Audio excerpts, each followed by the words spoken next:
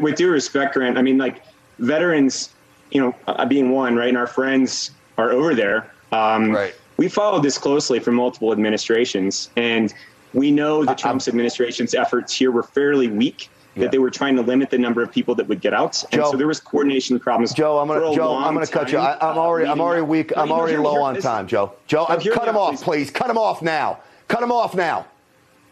You're not going to blame this on President Trump on my show. I'm also grateful to all veterans who have served, as well as the men and women who serve our country right now, so that we can give our men and women in uniform all the tools that they need and treat them the best way possible.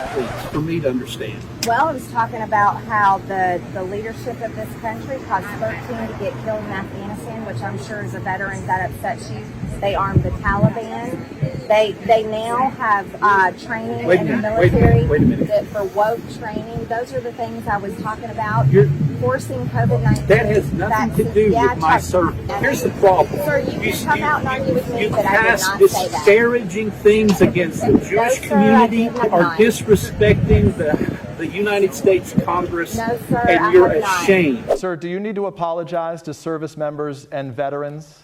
No, it was a fake story written by a magazine that was probably not going to be around much longer. The president responding to the Atlantic report that he rejected a 2018 trip to an American cemetery in France, saying, "Why should I go to that cemetery? It's filled with losers," and calling the Marines buried there suckers for getting killed. Hello, I'm Terry McKee, and I'm from Mississippi, and I voted for Donald Trump in 2016. Donald Trump failed us during his presidency as a leader. In the 2024 election, I want to support a Republican. I will never support Donald Trump. And if I'm forced to, I will vote for President Biden because he is a leader. He's not the one that I would pick, but he is a leader. America's patriotism is not about service members or reserved for service members. While on its face, you may hear that. Support our veterans, support our soldiers.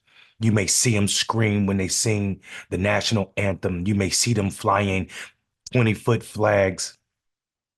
But those are all code for their support of whiteness. And the idea that Trump resonates with that very thought. I spent 8 years in the military, and I know what it takes to be a leader. Donald Trump is not that. The military people that he's disgraced, those generals, he talked bad about. He actually mentioned that one of them should be executed. These generals would not support somebody that doesn't support the Constitution and support the United States. I am beginning to sound like a beat and broken drum, because day in and day out, we are reminded that America's democracy, America's patriotism is nothing more than a shield for whiteness.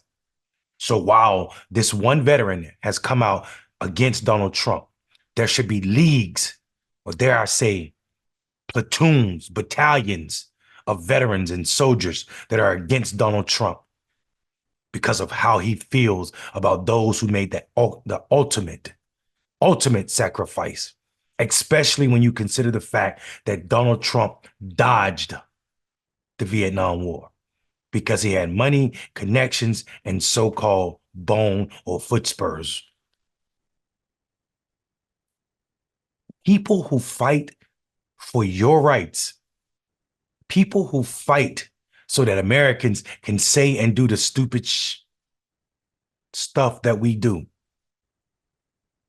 People who fight and give their life or are caught during war for the safety and insurance of our Constitution that gets smeared by Donald Trump and the likes, like that disgusting senator from Alabama who held up monies for military members so people couldn't even get promoted or transferred to their next duty station, who affected the readiness of our military, all while Republicans still claim that they are the patriotic party, is beyond disgusting. And I applaud this veteran. And as another veteran, I am disgusted also by the silence from other veterans who still support Trump.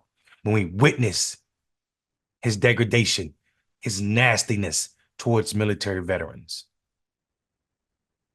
We witnessed it. He didn't want handicapped veterans performing at his ceremonies. He said those that were caught or wounded during war were weak, not heroes. And y'all still support him.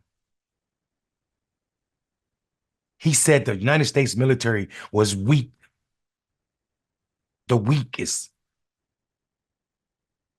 Pay attention.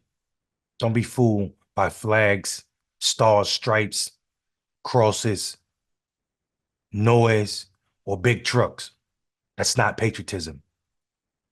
Showing up and defending the Constitution, even if it makes you unpopular at your country kitchen, is more patriotic than supporting Donald Trump. I'm Mondale Robinson.